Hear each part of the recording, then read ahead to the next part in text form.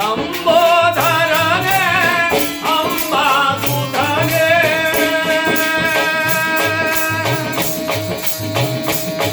ಗಣಪ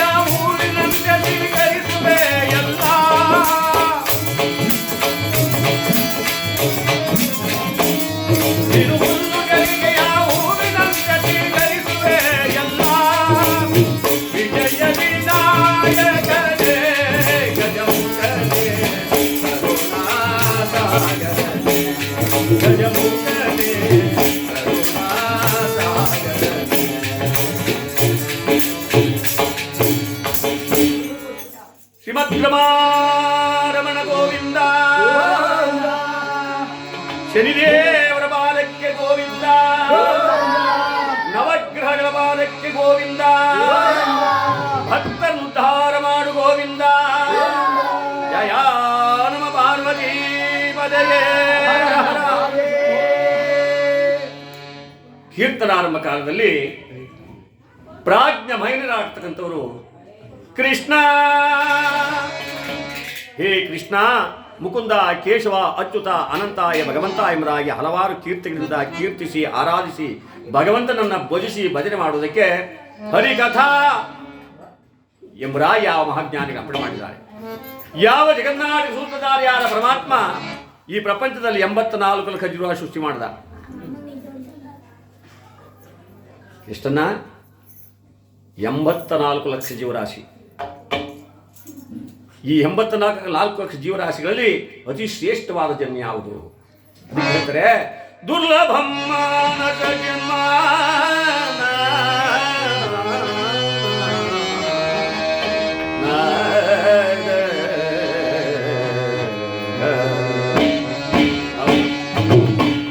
ಈ ಮಾನವನ ಜನ್ಮ ಬಹಳ ದುರ್ಲಭ, ಅಂದ್ರೆ ಹುಟ್ಟುವುದೇ ಬಹಳ ಕಷ್ಟ. ಎಷ್ಟು ಕೋಟಿ ಕನ್ಯಾದಾನ ಗೋದಾನ ಭೂದಾನ ಅನ್ನದಾನ ವಸ್ತ್ರಾದಾನ ಮಾಡಿ ಕೂಡ ಇಂತಹ ಜನ್ಮ ಹುಟ್ಟುವುದಿಲ್ಲ.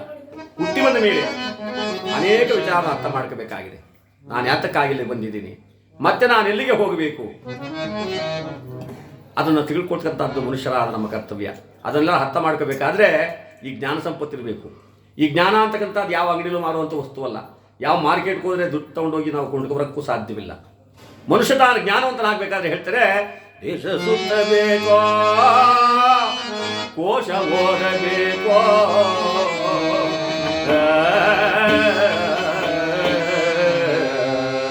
ದೇಶ ಸುತ್ತಾಡಬೇಕು, ಇಲ್ಲವೇ ಕೋಶವನ್ನು ಓದಬೇಕು.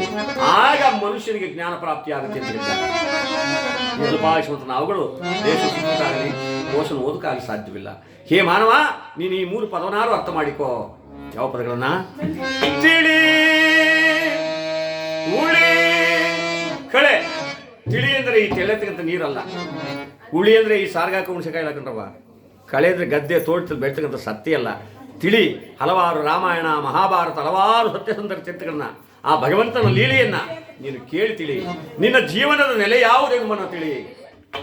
ಉಳಿ, ಏ ಮಾನವ, ನೀನು ಈ ಪ್ರಪಂಚದ ಏನು ಉಳಿಸಿದ್ಯಪ್ಪ?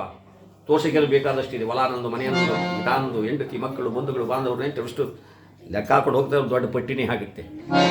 ಈ ಲೋಕವನ್ನು ಬಿಟ್ಟು ಹೋಗುವಾಗ ಇವ್ರು ಯಾರು ಬರ್ತಕ್ಕಂಥವ್ರಲ್ಲ. ಅದಕ್ಕೆ ಹೇಳ್ತಾರೆ, ಯಾಕೆ ಬಡಾಟಿ ತಮ್ಮ ಮಾಯೆ ನೆಚ್ಚಿ ಸಂಸಾರ ನೆಚ್ಚಿ ನೀನು ಹೋಗೋದರಿಯೇ ತಮ್ಮ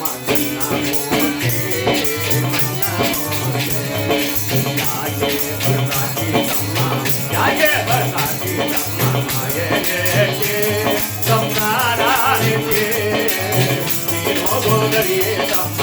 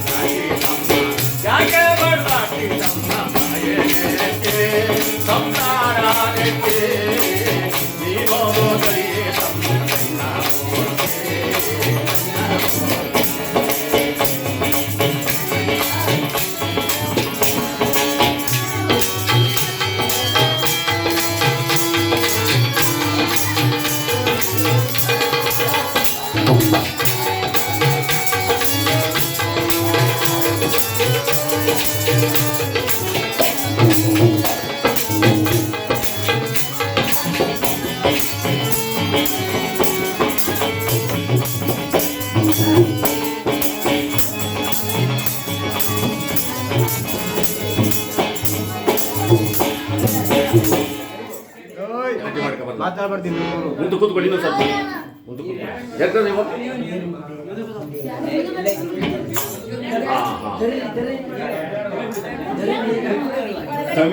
ತಮಿಳ್ನಾಡು ನೀರು ಬಿಟ್ಟಾಗಲೂ ಇಷ್ಟೊಂದು ಜಗಳ ಆಗಲಿಲ್ಲ.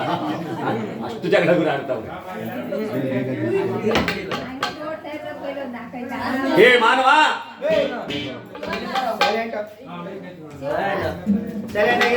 ಅನೇಕ ವಿಚಾರ ಅರ್ಥ ಮಾಡ್ಕೋಬೇಕಾಗಿದೆ. ಪಾಪ, ಯಾರೋ ಹಿತವರು ನಿನಗೆ ಈ ಮೂವರೊಳಗೆ, ನಾರಿಯೋ ಧಾರುಣಿಯೋ ಬದುಕನದ ಸಿರಿಯೋ. ಕೈದ ಹೆಂಡತಿನ ನೀನು ಗಳಿಸಿದ ಹಣವೇ, ನೀನು ಗಳಿಸಿ ಸಂಪಾದನೆ ಮಾಡ್ತಕ್ಕಂಥ ಆಸ್ತಿಯೇ ಇದ್ಯಾವುದು ನಿನ್ನ ಜೊತೆಲಿ ಬರ್ತಕ್ಕಂಥದ್ದಲ್ಲ. ನಿನ್ನ ಜೊತೆಲಿ ಬರ್ತಕ್ಕಂಥದ್ದು ಅಂದ್ರೆ ನೀನು ಮಾಡಿದಂಥ ದಾನ, ನೀನು ಮಾಡಿದಂಥ ಧರ್ಮ, ನೀನು ಮಾಡಿದಂಥ ಪರೋಪಕಾರಿಗಳು ನಿನ್ನ ಬೆನ್ನಿಂದ ಬರ್ತವೆ ಅಂದ ಮೇಲೆ ಅಂತಹ ಹೆಸರನ್ನು ನೀನು ಉಳಿಸಬೇಕಾಗಿದೆ. ಈ ದಿವಸ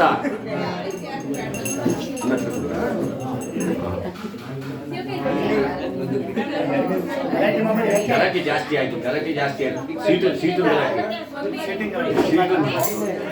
ಎಲ್ಲ ಹಂಚಿಕೆ ಆಗಿದೆ. ಆದ್ರೂ ಕಿತ್ತಾಟ, ಹಂಚಾದ್ಮೇಲೂ ಕಿತ್ತಾಟ ಅಲ್ವಾ?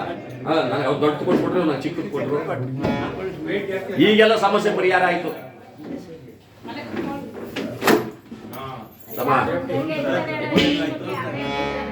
ಯಜಮಾನ ಮರಿಯಪ್ಪನವರು